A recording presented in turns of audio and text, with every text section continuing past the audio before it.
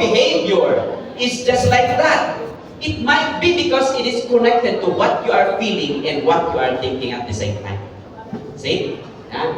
So if our thoughts affects our emotions affects our actions. Okay? Yeah. So, tapos na yan. Okay? So, kailangan natin ng, friend. And kailangan natin ng, next, support. Okay? Kailangan natin ng support. At, hindi lang yan. Hindi lang yung, mag-friends tayo. Kailangan din mo ng, what? Presence. Are you present when your friend needs your support? O di ba yun ang ating problema ngayon. Nasaan ka na kailangan kita? May ganon, right? See? Akala ko friend mo ako. Ganon, right? See? So, we need our presence. And we need to be a, what? Listener. Kanina, nagkaroon tayo ng activity. Habang nagsishare kayo, pinapakinggan ba yung sinasabi ninyo? Yeah, buti naman. Okay?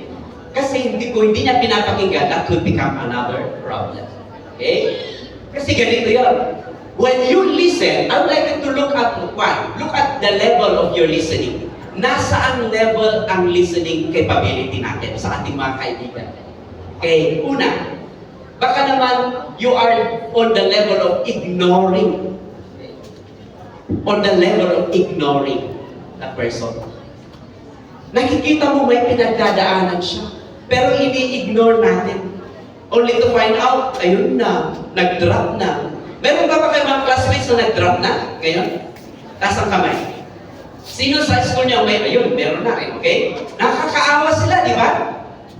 Kung sana nakinig tayo, kung sana pinakinggan natin yung kanilang hinaing, at tinulungan natin sila, siguro hindi sila nag-drop at this time. Or, baka naman you are on the level of pretending to be listening. Paano yung pretending to be listening? Anong pretending in Tagalog? Ayun, nagpapanggap. Okay? Ano Ilocano niya? Agin-agin. Agin-agin. So, dapat mayroon tayong listening skill. Not only on the pretending, but level it up by going to the selective, pero kulang pa yun. Baka pinapakinggan mo lang yung maganda, pero hindi mo napapakinggan yung hindi maganda. Kaya yung mga kaibigan natin, ayun, hindi na pumapasok. Ayun, nandun na, wala na siya. Hindi na natin kasama. See? Or you can be attentive listening. Alam nyo ba? Nahikulang pa yun. I would like you to level it up. What is the next level of this? Stephen Covey, in his book, The 7 Habits of Highly Effective People, okay? There is a 5th level of listening. Any guess? Punta na ako. Anong klaseng listening pa? After attentive listening. Anybody here? Ang nakakaalam? Any guess? Meron? Yeah, focus, okay? Listening. That's good. Pero kulang pa. Yes, ano? Anong class, level up in attentive listening? Listening to yourself. Ano na? Empathetic. Wow, empathetic listening. Anong pangalan mo? Anong pangalan mo? Charvin po. Charvin, what's good? Binang National. Binang National High School, your answer is correct! Empathetic listening. Okay? That means to say, you have to listen with what? Empathy. Matatapos na ako, okay? We have to listen with empathy. Listen with your ears. Okay? Not only listen with your ears. When you are empathic listening, you don't only listen with your eyes. You don't only listen with your ears, but you also have to be responding. Yung active na tinatawag, actively listening to that person. Kaya yung sagot na nalipatagan na from Binang National is very, very correct. Are we empathically listening to our friends? We need peer support. So that kung hindi man natin maaalis yung mga problema ng ating mga kaibigan, at at least malilesen man lang. Am I right? Yes. Okay. So, dapat yung katabi mo. Ito, sabihin mo sa katabi mo, hindi ka nag-iisa. Ready, go? Okay. Palitan mo yun ng monotone. Hindi ka nag-iisa. Sige, go. Okay.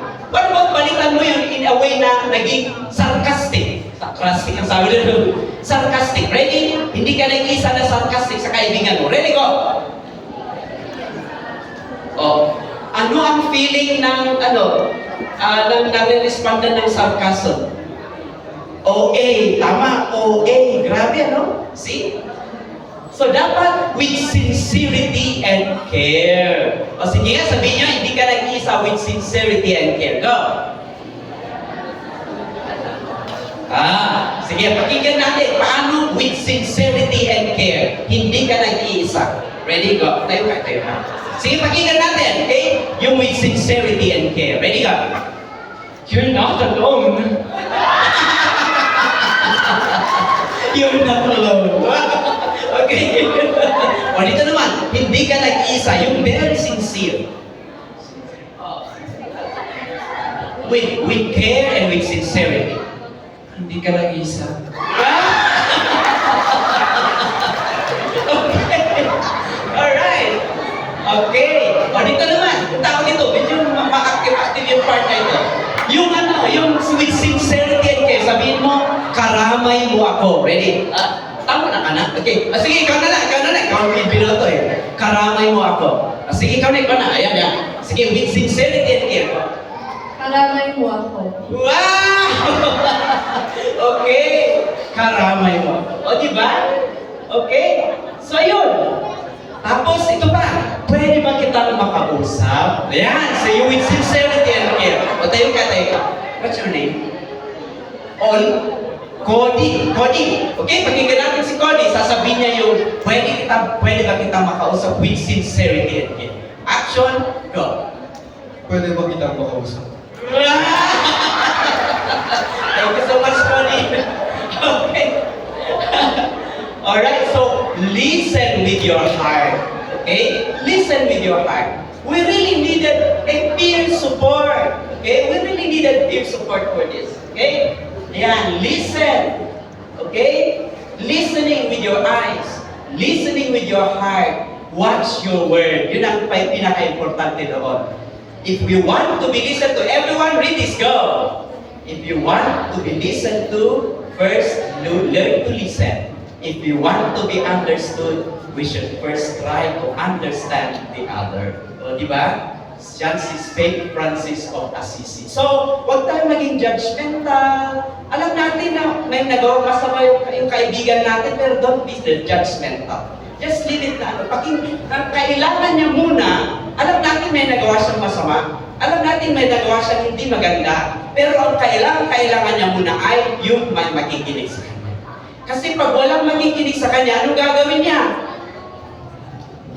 Magmumuk, kawawa naman siya. You see? Kailangan lang muna ng kaibigan, ng makakaramay, ng makikinig sa kanya. Okay? Yeah, and be empathic. Later na yung magiging repercussion ng ginawa niya. Ang kailangan lang na talaga niya is kaibigan. At yung magiging, huwag tayo magbigay ng personal advice. Ay, kung ako sa'yo, ito ang gagawin ko. Why? Okay? Kasi baka mamaya, iba yung approach niya, iba yung approach mo. Diba? Okay? Makinig lang tayo. Okay? Makinig lang. And don't take the responsibility for the other person's problem. Sige, uwi ka na sa amin, ikaw na ang magiging second na kapatid ko. Hindi naman pwede yun, right? See? Hindi. Empathic listening is not that. Okay? And don't interpret. Okay? Don't interpret. Ipaparaphrase mo lang. Dudublin mo lang yung sinabi niya. Alam mo, friend, buntis ako. Pag mo sabihin, ganon? Alam ko na ang ginawa mo. No. Ang kailangan lang niya is, so buntis ka. Paraphrase mo lang. Paraphrase mo. You see? And stick to the here and now. So ano ngayon ang gagawin natin? See, ganon. Ako rin magpapabuntis din. Hindi naman ganon, right? Mali. You see? Mali. Yun nga, kaya kailangan maging empathic listener tayo. Don't be judgmental. Deal with the feelings first. Sige, so anong natipil mo ngayon? Hindi ko na alam gagawin ko eh. Si mama, hindi ko alam kung paano ko sasabihin. Okay? So anong gagawin? Okay? Ipaparaphrase mo lang. Sasabihin mo, okay, so masakit para sa'yo. And then, you go to the, ang ibig mo sabihin ay, may nangyari. Ganon, right? Okay, afterwards, pupunta ka sa point na, what if? Okay, what if? Okay? If you feel like you're going around in circles, dahil sa tinodobli lang yan sinasabi niya, sabihin mo lang na kwan, okay? Kailangan ipag-aralan natin kung ano yung sitwasyon mo. Right? Pag-aralan natin kung ano yung sitwasyon mo. So, ibig sabihin mo, nabuntis ka dahil ganito ang nangyari sa inyo. Okay? And afterwards, okay? Pag iiyak-iyak na siya, pag iiyak-iyak ba siya, iiyak din ikaw? Ayan. Siyempre, medyo maluha-luha ka, pero kung maiiyak-iyak ka rin para sa kanya, tapos, kawawa ka naman, sige, pati ako magpapabuntis na rin ako. Mali yun, di ba? So that is not good. Okay? It's okay to cry, sabi mo. It's okay na naiiyak ka. Okay? And then pag magiging hysterical siya, ganun siya, anong gagawin mo? Okay? So, anong gagawin mo? Talk calmly. Relax ka lang. Okay? Breathe in, breathe out. Breathe in, breathe out. We will have to continue about it, talking about it. Okay? Deep breathing lang yan. Then, what about if, dahil sa lalaki siya, na-abstract na sa kanya? Nakaka-inlove kasi ito eh. Mga ganun, right? What? Okay, don't do it. Clarify the nature of your relationship. Sabihin mo, okay, sinabi mo lang sa akin yan, pero may magagawa tayo dyan. So what we will do? The person is quiet all the time. Anong gagawin natin din? Siyempre, pwede natin, sige, I'll give you time to think about it. Tapos sabihin mo, anak na lang ako. Sabihan mo na lang ako mamaya. Okay? Silence is golden, ika nga. Okay? Now, afterwards, dito ang turning point ng ating peer support. Walang mangyayari sa peer support natin if we will not do this thing. Because unang-una sa lahat, we cannot solve another's problems. Am I right? Diba? Okay, so what shall we do? If after all is said and done and you feel nothing is working, your effort did not work, what will you do? Anong gagawin? Sige, punta ako dun sa table na ito para matapos na ako. Anong gagawin? Pag hindi mo na alam ang gagawin mo, kaya dahil nasabihan ka, naging supportive ka naman, para matapos na yung support mo sa kanya. Nagtuturoan sila. Yun, dito ang pinakamahirap, di ba? Yung di natin alam ang next na gagawin natin, right?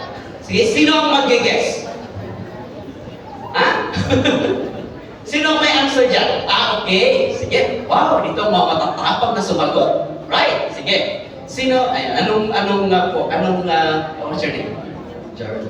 Jared. From what school? PSU. So what will you do?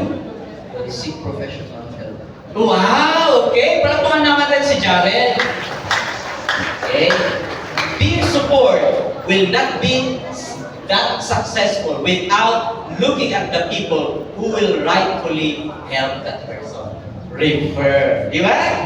I-refer natin. Kasi hindi natin kaya lahat ng mga problema para maging magaan din yung ating feelings. Am I right? Yun. Okay? Refer. Okay? And journey with him or her. Huwag mo after ng referral, pababayaan mo na siya. Gustahin mo naman. Journey with him or her. Alam ko, nahihirapan ka, pero kaya natin yan. Dalawa tayo. Hindi ka nag-iisa. Sabi mo sa katabi mo, hindi ka nag-iisa. Go! Journey with that person towards the solution. Okay? Hindi na maririnig ito, pero actually, I'm supposed to be joining that. Okay, so, in ending, I would like us to read the creed of the peer supporter. Everyone, ready? Go! They seek us out. We must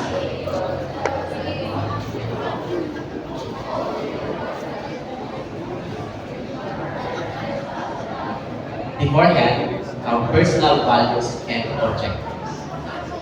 Next, I will not agree, go. Not agree to go off the edge. I will not agree to help you become a robotized, normal, and adjusted person. I will not help you stay and wallow in the cesspool of your own thinking. All these go against my values. I will help you become autonomous, more cynical, more resistant to encouragement, more loving of yourself, more excited, sensitive and cool, more free to continue becoming the authority of your own living. Next, go. I your dreams or fix you up simply because I cannot.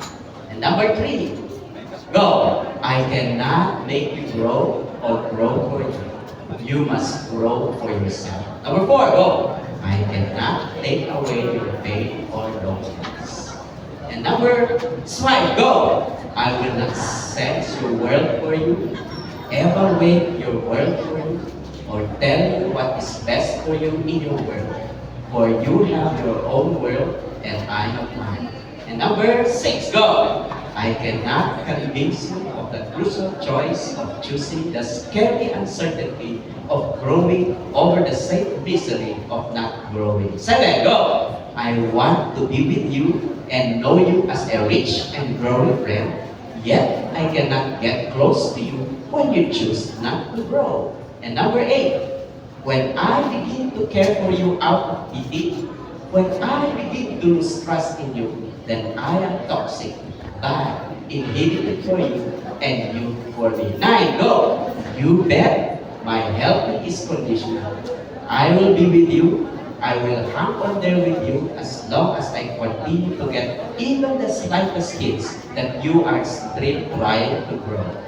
And 10, go. If you accept all of this, then perhaps we can help each other. Diba? Okay? Now, what are the things that I may need? Actually, pwede nyo akong ma-invite sa inyong respective schools. How to be an effective peer support. Ang importante lang ngayon dito is for us to realize that we cannot, doon sa schools, our teachers cannot do it alone. Our school principals cannot do it alone. They cannot able to identify each and everyone's needs. Tayo mismo nakakakita sa ating mga kaibigan. And so when we observe this with our friends, we have to be encouraged to become a peer supporter. Can I bump with you? Yes or no? Okay. Again. Can I bump on you? Okay. What about on this side? Can I bump on you? Mahina. Ready, go. Okay. So, be a peer supporter. Okay? Well, don't forget that our life is really hard. But there is no difference. There is no nothing that will help us out when we look at every part of our life and look at it as we do it every day. So, kailangan smile. So in ending, I would like you to look at the person beside you and give him or her a warm smile. Go! Yan. Okay? Smile.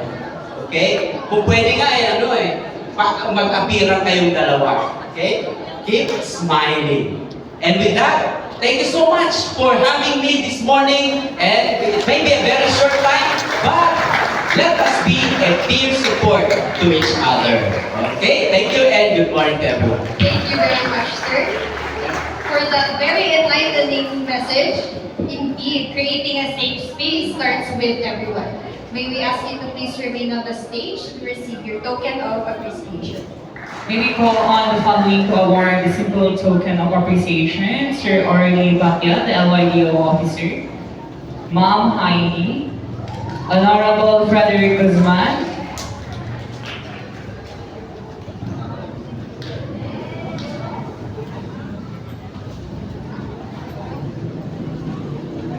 so while we are awarding, let's do the Mabuhay Club. Paano ba yung partner?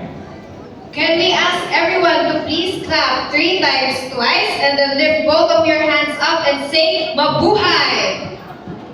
1, 2, 3, and 1, 2, 3. Once more, 1, 2, 3, go! 1, 2, 3, and 1, 2, 3. Mabuhay! Thank you very much, sir. And dance.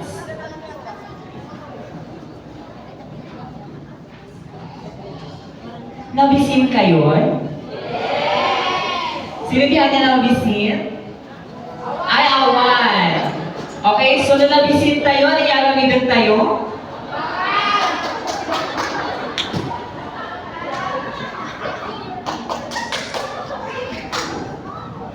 Nung nabisin tayo amin, may we all stand?